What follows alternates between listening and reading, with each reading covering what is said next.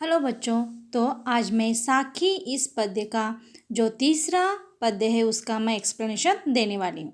तो देखेंगे पहले पद में कबीरदास जी ने गुरु और गोविंद के बारे में बताया है, गुरु और भगवान के बारे में उन्होंने कहा है। तो कबीरदास जी के हिसाब से भगवान से भी ज़्यादा हमें महत्व गुरु को देना चाहिए। क्यों?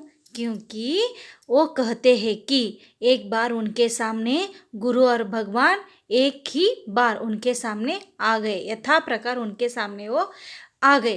तो उनको यह प्रश्न हुआ कि किसके चरण में पहले स्पर्श करूं, किसको पहले मैं नमस्कार बोलूं। तो उन्होंने सोचा समझा और कहा कि मैं सबसे पहले नमस्कार मेरे गुरु को करना चाहिए, मेरे गुरु के चरण मुझे स्पर्श करने चाहिए, क्योंकि गुरु ने ही मुझे भगवान तक जाने का रास्ता दिखाया है।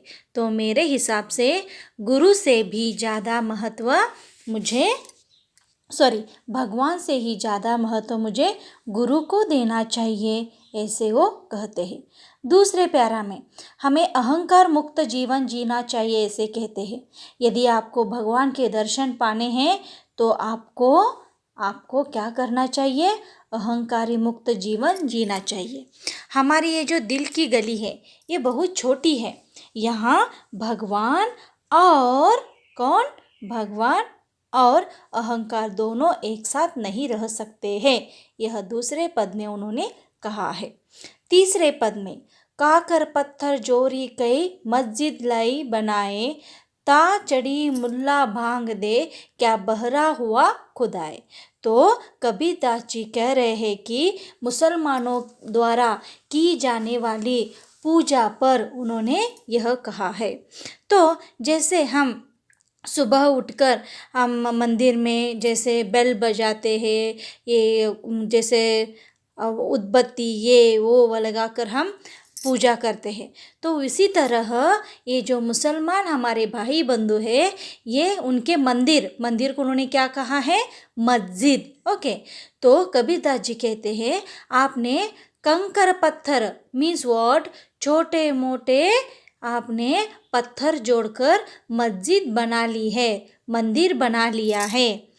ता चढ़ी मुल्ला भांग दे, उसके अंदर जो हमारे यहाँ पंडित रहते हैं, पुजारी रहते हैं ना, उनमें यहाँ कौन रहते हैं? मुल्ला। वो अंदर जाकर जोर जोर से खुदा को याद करता है।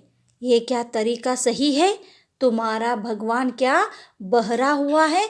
बहरा मीन्स सुनाई नहीं देता है क्या तुम्हारे भगवान को? ऐसे कबीरदास जी क्वेश्चन कर रहे हैं मुसलमान भाई बंधुओं को।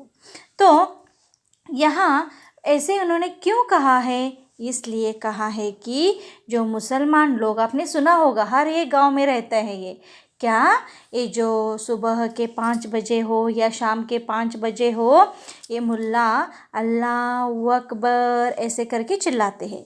तो इनके ये भगवान को याद करने के तरीके पर, तो भगवान को पूजा करने के तरीके पर कबीर जी ने करार व्यंग्य किया है। तो आपको क्वेश्चन आया तो भी लिखना पड़ेगा, मुसलमानों की किस आदत पर कबीर जी ने करार व्यंग्य किया है। तो चौथे पद में उन्होंने क्या कहा है?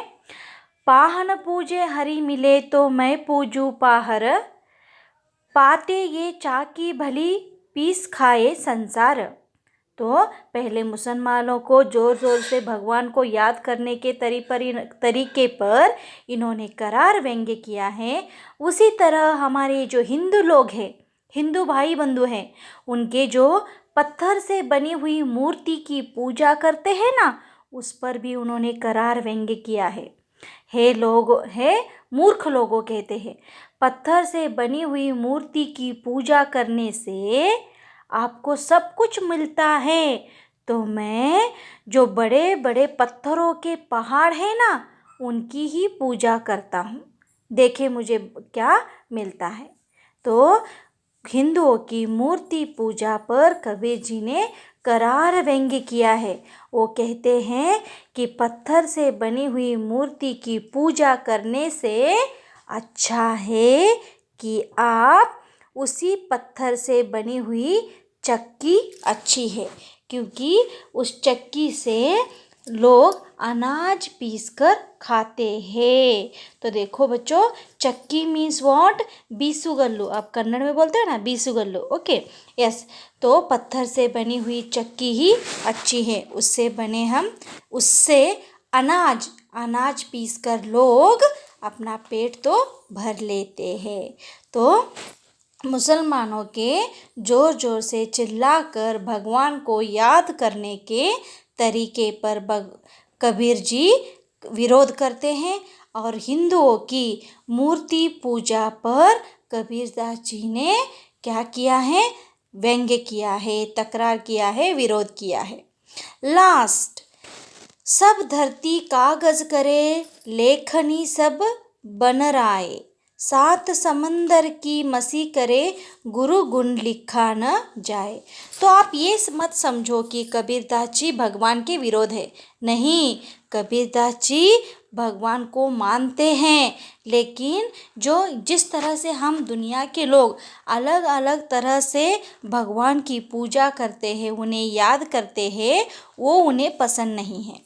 तो लास्ट पैरा में वो कहते हैं कि भगवान का गुणगान बहुत बड़ा है, इस धरती पर भगवान का गुणगान बहुत बड़ा है।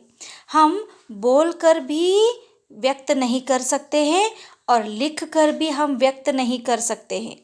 फॉर एग्जाम्पल, पूरी धरती को कागज बनाया जाए तो भगवान के गुणगान लिखने के लिए कम पड़ जाएगा।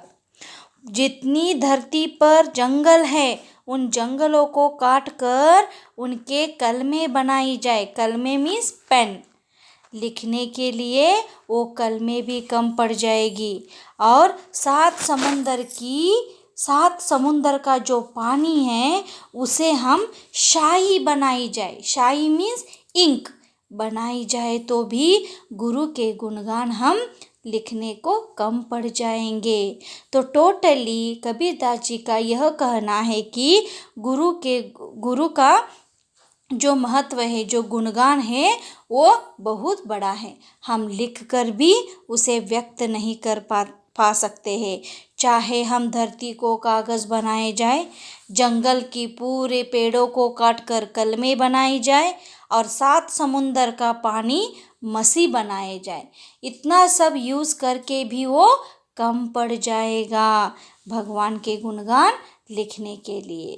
तो गुरु के गुण अनंत है, हम लिख कर नहीं व्यक्त कर सकते हैं, ना बोल कर व्यक्त कर सकते हैं। तो कबीरदास जी की इस साखी से हमें 5 साखी से बहुत कुछ सीखने को मिलता है बच्चों। पहले में भगवान से ज़्यादा महत्व उन्होंने गुरु को दिया है। दूसरे पद में हमें अहंकार मुक्त जीवन जीना चाहिए। तीसरे प्यारा में हमें मुसलमानों के जो भाई बंधु है उनकी भगवान को याद करने के तरीके पर करार व्यंग्य किया गया है। और चौथे प्यारा में जो हमारे हिंदू लोग हैं, उनकी मूर्ति पूजा पर उन्होंने करार व्यंग्य किया है। और हमें 5वें पद में यह सीखने को मिलता है कि कबीरदास जी किसी के विरोध नहीं हैं, वो बस इतना ही कहना चाहते हैं कि गुरु के गुण अनंत है। हम उसे कागज़ पर लिख कर नहीं बता सकते हैं, बोल कर भी नहीं बता सकते हैं। उदाहरण के लिए, पूरी धरती को कागज़ बनाए जाए तो भी कम पड़ जाएगा। धरती पर इस दुनिया में जितने भी जंगल हैं, उस जंगलों को पेड़ों को काट कर कलमे बनाई जाए वो भी कम पड़ जाएगी। 7 समुद्र का पानी शाही बनाई जाए, इंक बनाई जाए, वो भी कम पड़ जाएगा, क्योंकि भगवान के गुण अनंत है।